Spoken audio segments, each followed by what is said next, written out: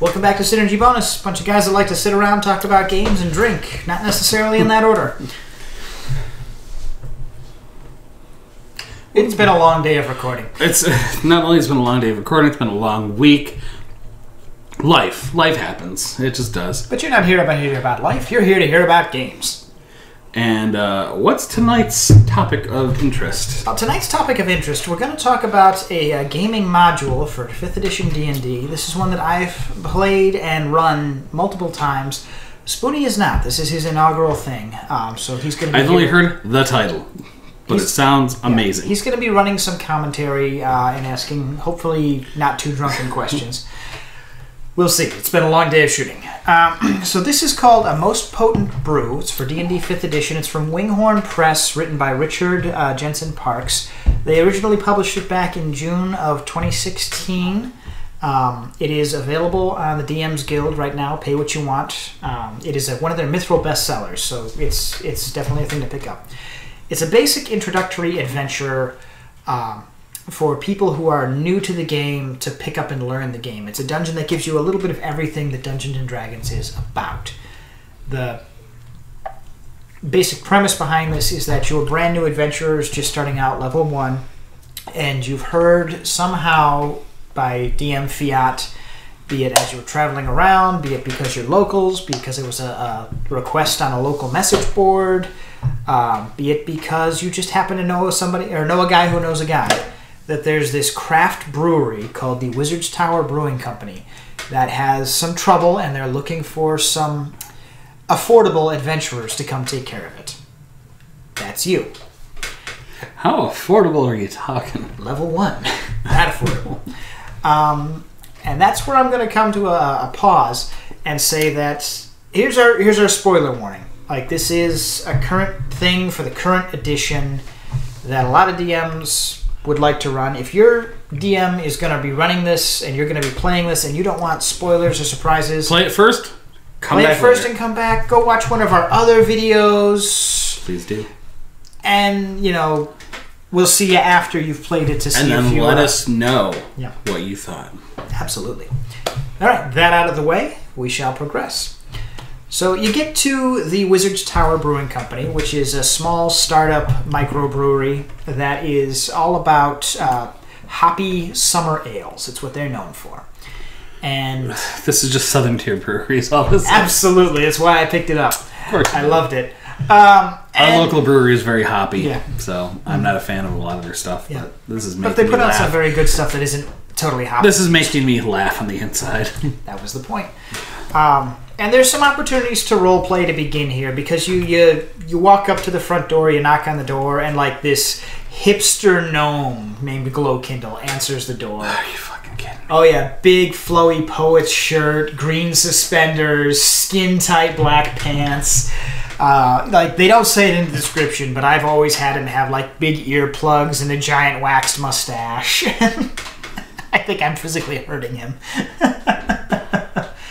And he brings you in, he pours you a glass of summer ale, and you talk over the particulars of the job, giving your characters a chance to have some initial role play and get an idea for what this is and negotiate for what the price is. Essentially, you're supposed to settle around between 300 and 500 gold points for the party. But It really is an intro. yeah, it's absolutely an intro. And have some fun with it. I gave several of the workers in the brewery a bit more personality than the module did, just because it grabbed people's attention and it was fun to make fun of hipsters. It's always fun to make fun of hipsters.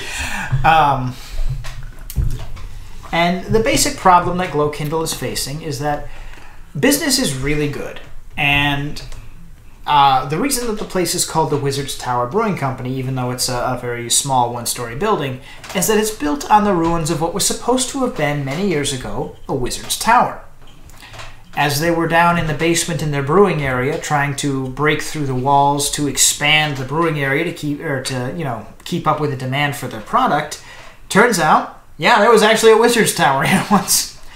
And they broke into the wizard's catacombs and basement. the brewing area is now unusable because it has been flooded with monsters. And your job as the adventurers is to go down there, clear out the monsters, and see if there's anything salvageable or valuable from the wizard's tower, which now rightfully belongs to Glowkindle, as he has bought and paid for the property and put his building on top of it. Ancient Indian burial ground. That's all I'm thinking. Oh, yeah. That's all I'm thinking right now. Nothing that harsh. This is an introductory level 1 adventure. But yes, if you wanted to scale it up, that's exactly what we're looking at. I mean, that's what it sounds like to me. Just throwing that out there. Absolutely. So the dungeon itself is the brewery basement. Yep. Complete with using barrels and brew stands and bags of malt and barley and hops as difficult terrain so that the kids get to learn about different movement effects. Well, this is called what? What's this module A called? most potent brew. Are there flying elementals here? No. That would have been fun, but no. It's actually very basic. As you descend the stone steps down into the brewing chamber, you are assaulted from all sides by a horde of giant rats. Pretty basic monsters. Their challenge rating is a quarter each. There are 2 rats in the dungeon per adventurer. And they all appear in this first room. You just said there's 2 rats per adventure? Yep. What is the recommended party size for this? I know you said it's level 1, but is there recommended party size for this? 4 to 6 adventurers. 4 to 6. Okay. This is important because in 5th edition, if you haven't read the monster manual, giant rats, just like dire rats, have an ability called pack tactics. This means that if they have an adjacent ally, in this case another rat, to the enemy that they are attacking, in this case the player character, the rats get advantage on their attacks. Nice. They also, as all rats do, have a disease associated with their bite that you have to make saves against. Again, this is a tutorial stage. So it's teaching you things like Swarm tactics. and saves. So on. Diseases. Wow. Yeah. That's cool. I like that. At level 1. I like that. That's cool. You're Yeah. going to get fucked up. And my players did, because I was introducing a pack of 10-year-olds. Time out. This is the one where the rats killed them? Yep. So I had a pack of 10-year-olds that I was teaching. A pack of 10-year-olds. I mean a group of 10-year-olds There's 4 dealing of with them. a pack of rats. Pack of 10-year-olds. And they didn't quite get the nuance of party roles. So we had a character who was, or a young player who was playing a dragonborn wizard. Who, well, we actually convinced him into playing a sorcerer so that he would get the for the draconic bloodline the bonus to his AC to make up for not wearing armor. But regardless, he's a arcane spellcaster, and his big thing is Wreaking Cloud. And he saw all of the rats gathered at the foot of the stairs, and he had the highest initiative. So he charged in, not realizing he had a D6 for hit points. His con modifier was 0. Done. To be fair, How many attacks of opportunity?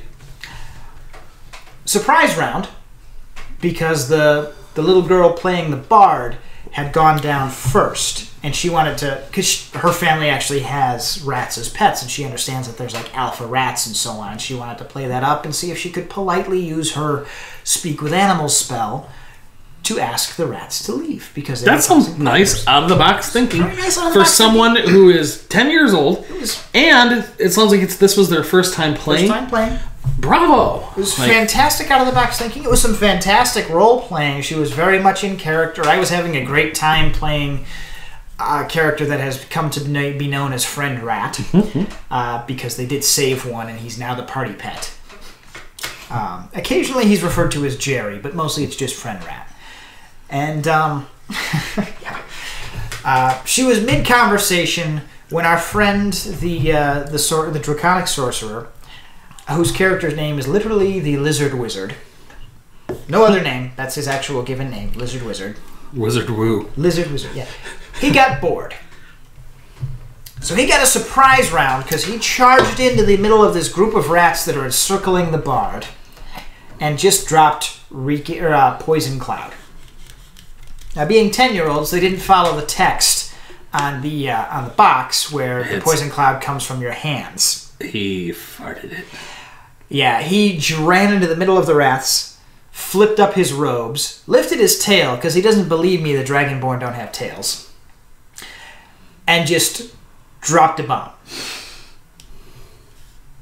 To his credit, he killed 2 rats. That D12 will do a wonderful thing. But then he and the bard, the 2 casters in the group, were in the middle of the pack and the swarm. Got just mauled. They absolutely got mauled. There's more to it, but we're talking about the module, not my misadventures. That's more of a war story for later. So, that's the first room. You don't have to defeat all of the rats. It's written right into the module that if half of them are killed or most of them are bloodied, the rats will flee deeper into the dungeon. How big's the dungeon? About 5 rooms.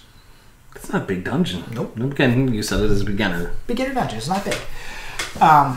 So you pass out of the brewing chamber through the hole in the wall that the workers made before the rats attacked. And because the workers are all commoners, the rats just absolutely owned them. And it's just this narrow hallway. And to the left, you can see it's full of dirt and collapsed. And to the right, it goes off into the darkness. This is where my players learned that not everybody has dark vision. Honestly, I think a lot of players are just like, well, I've got dark vision. Fuck, does anyone have any torches? I can't see shit. I think it's a common problem, not even with like first-time players, just in general. Again, one of the 10-year-olds assumed dark vision worked like night vision goggles. So somebody whipped out a glow rod that they had in their starting pack. Role-playing ensued. Those characters don't like each other very much. It's great. And you proceed down the hallway, and there's a puzzle on the ground. It's just this mosaic that's been written out, or that's made out on the floor. There's a poem on the wall in gold script that glows in the dark, even if you don't have dark vision or a torch. When you read this, it explodes. No. It's actually a key to how you cross the mosaic. And halfway across the mosaic, there's one of the giant rats that fled combat after you'd done that, and it has been cut in half. And there's half of it on this panel and half of it on that panel. Pendulum? Oh yeah, series of pendulum traps that do something like a D8 damage, which, not a big deal if you're the fighter. The caster has 6 HP. Lizard Wizard got bored again. Did he run? Oh yeah. Did he get chopped in half? I rolled badly. Okay, so he didn't get chopped in half. He had 2 hit points when he got to the other side. Because there's 4 pendulums. The bard again figured out the trap, and like she didn't make the rolls or anything, she actually read the poem and she figured out the trap. Excuse me, I'm professional. So, she walked across the safe path and the other 2 characters followed her. Lizard Wizard is my most entertaining protege. Did he get bored again? No, not in this particular dungeon. In later dungeons he does get bored, but that's for another time. So at this point, you come to the end of the hallway and you've got choices. There's a doorway that goes straight, and there's a doorway that goes off to the left. If you go straight, it's the well room, and there's not a lot in here. It's because it's a long abandoned thing. There's just this well in the middle where the rope and the bucket are gone, long rotted away, and so on. If you take the time to explore the room, there's a silver platter up in the corner that's worth like 25 gold or whatever. That you can find and take for yourself. But there is a trap here. And not a real trap and all that. If you're taking the time to search, 2 giant centipedes come up out of the well, and they attempt to grab the players and drag them back down into the well with them. They have a paralyzing bite. So that's their thing, is they go for whoever's closest or whoever looks weakest. They try to paralyze them and drag them down the well to start eating.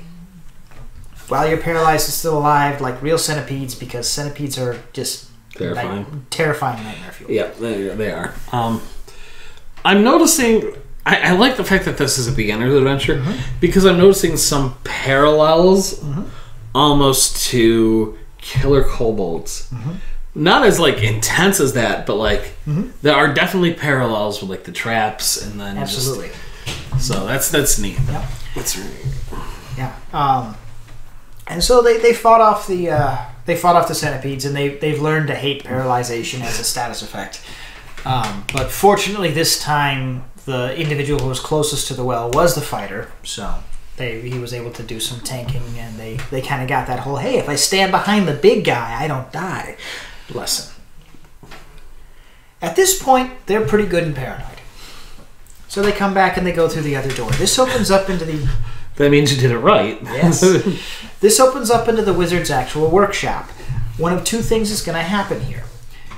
Either the room is going to have the remaining surviving rats making their last stand, or if you cleared all the rats in the first room, it's going to be a big empty room. They cleared most of the rats in the first room and tamed the last one, hence Jerry the friend rat. At this point, they're absolutely paranoid of stuff jumping out of every nook and cranny. So they like scuttle across, or they first use the speak to animals to send Jerry in to look for danger.